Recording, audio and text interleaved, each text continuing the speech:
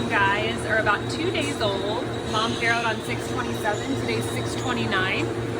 So they are big, guys. They look so good, so good.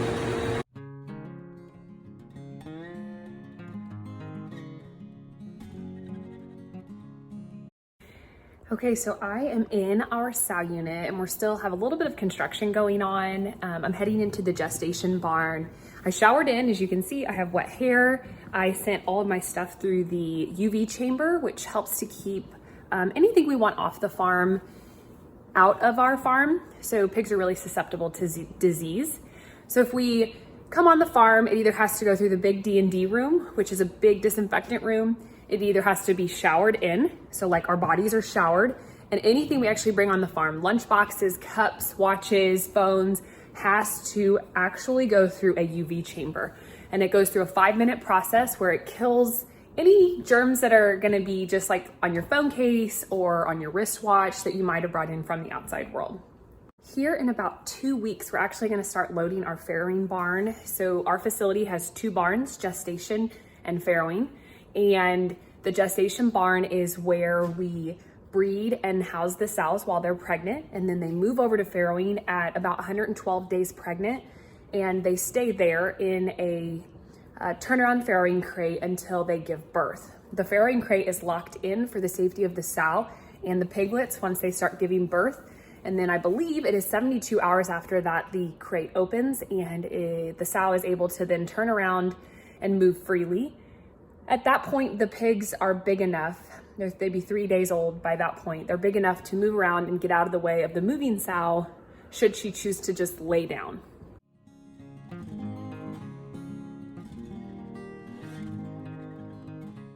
So the black sows are sows that have been put in pens but have never eaten in the system thus far. The red sows are sows that have been in the system at least one time but have not eaten in the last 2 days. Okay. And then the white sows are sows that have eaten either today or yesterday. So obviously, as you can see, predominantly all the sows are white. There's 2,988 sows in the system, and I would say, just by looking at this, about 50 of them are either red or black. Yeah, and so we'll go address those today, your guys will? Yeah, so every day we're pushing animals into the system and training them to use the system.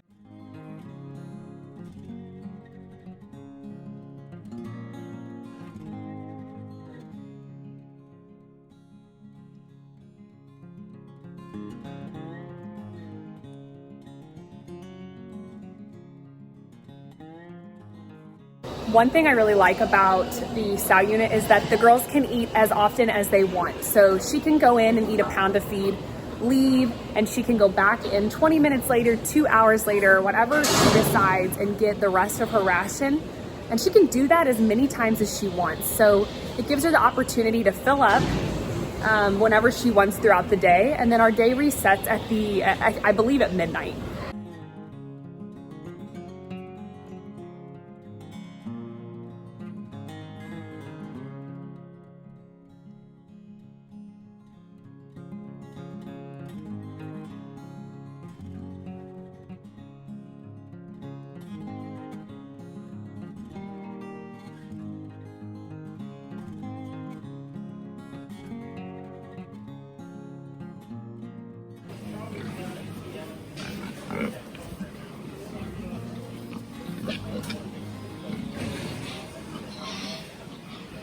One really important thing to us is just the welfare of our animals. And so, oh man, look at this big boy.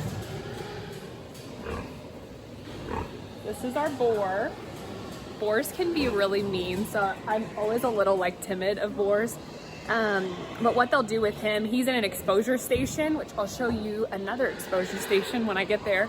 And it covers 2 pens. And so after the girls have been bred, they will go into a big pen like this, where they will get to lay around and hang out. We put about 56 to 60 gilts per pen, to finish that thought.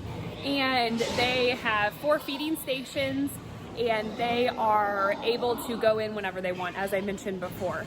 Here is a boar station. Once they're bred, they will hopefully stay bred. Our conception rate will hopefully be high. If they don't stay bred though, they're going to be looking for male companionship at some point when they're ready to be bred again. And so with that, we have the boar station. And you can see over here with this hole, it opens up to the gilt side. So if they're open, they're gonna nose up and be interested in that man or that boar to get bred again. They're noticing that I'm here. They're telling each other. So the gilt will nose up, and if she stays there too long or if she visits too many times, then it will spray her back and let us know in the system that, hey, she is probably open and she needs to be looked at to either be rebred or just checked out. Some pigs are just curious. Some women are just curious for men. So sometimes it's not exactly accurate. But most of the time we get really good results out of the boar stations. One reason we have boars also is for boar exposure. We have about 20 boars on farm. We actually do 100% artificial insemination. It is much more accurate, it is more cost efficient, but we only obviously breed the girls when they are in heat. So the boars offer stimulation, they go in front, the girls smell them and they say, ooh, a man, and then that they would get bred. Ooh, I startled them again. So I'm just walking through the breed row. You can see here, the girls are just hanging out. They get fed, they have plenty of feed and water. Once they're bred, they'll stay there for a short amount of time and then they get put into our bigger open pen gestation. Okay, pen 61, I was just told, was our very first animals bred on farm. So here are our sweet girls that are full of pigs, and they are gonna actually farrow come the new year. So they're gonna get loaded into the farrowing barn, for lack of a better word, at the end of December. It's gonna be a Christmas, New Year's present for us all, and they are going to head over there. They are beautiful, they are big. Look at this girl. She is hanging out. She is one pregnant mama, and I remember how I felt when I was that pregnant. I just wanted to hang out.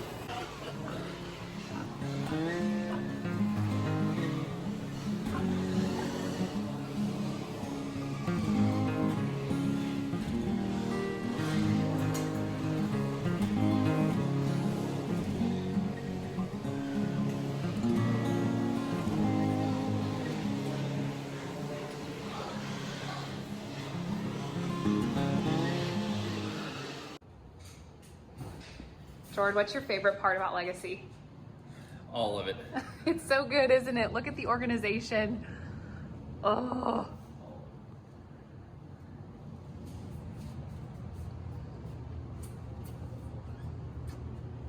These are semen coolers.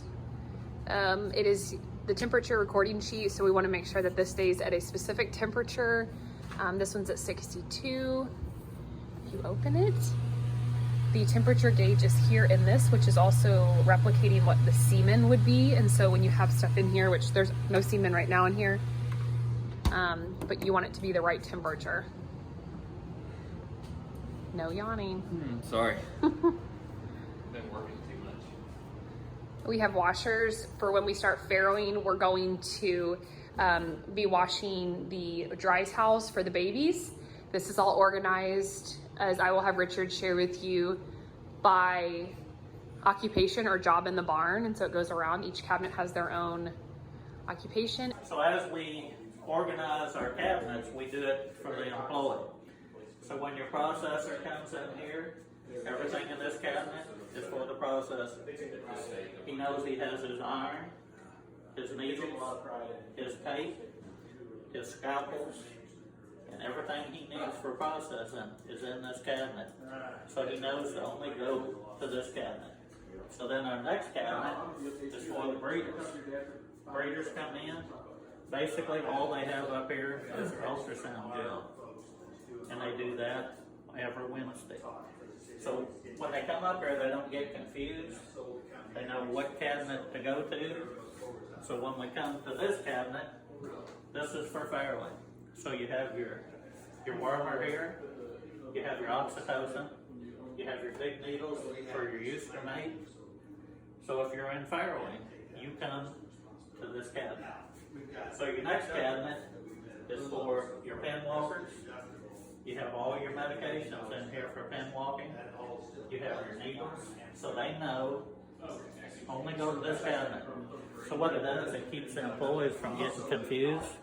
So when you leave that cabinet, you come over to this cabinet, and you have your nursery supplies here. You have your medication for the baby pigs. You have your right-sized needles for the vaccination. You have your jab sticks. You have your little bottles for your iodine. And if you're in the nursery, you only need to come to this cabinet.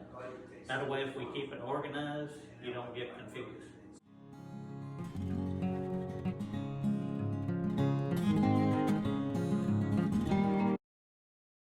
Okay, I like to show how we do the breeding. And so they already bred this morning. We breed an AM, a PM, and then an AM again. And I wanted to show you guys just some of our documentation that we use. So in our system, we are really technologically advanced, I would say. We keep track of records on track of an iPad. And so they have the iPad, they enter it in, but we also use our swine cards. So this is a double check for us to make sure that we're getting accurate information, to make sure that we are, not miskeying anything, because one simple miskey in the iPad could cause us detrimental results, like she could be missed going into the farrowing house. And so we have double check our records, and it has sow ID, so the tag that's in her ear. It has her status, which is a G for gilt. She's at a 0 parity because all the gilts on our farm right now have not had any babies. So once she has a baby, she'll be parity 1, and so on and so forth as she progresses in her litters. It will say the date that she was bred and by the boar, which the boar is artificial insemination. And then the treatments, there's a triangle, and that has to do with the day that she came into heat and then the day that she should actually be bred. And in the sow farm, we use a 1,000-day calendar. So for 1,000 days, looks like we're on day maybe 596. So that will go all the way till 1,000 before we reset our sow unit calendar.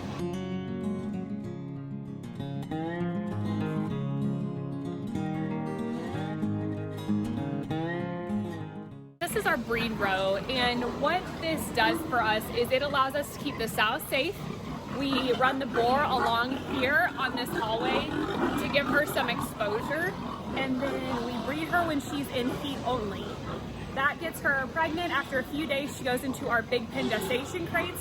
That's something else that we like to pride ourselves on, is we have the ability to raise hogs for a specialty contract in big pen gestation, in turnaround farrowing crates, and also electronic sow feeders. We also have a traditional sow unit, and so we actually raise pigs in 2 different formats for 2 different markets, and we're proud to be pork producers in all the ways that we are. We are a family farm, you guys know that, and we care for our animals just as much as we care for our family, and we want what's best for them. So I hope you enjoy this little peek inside what is our legacy.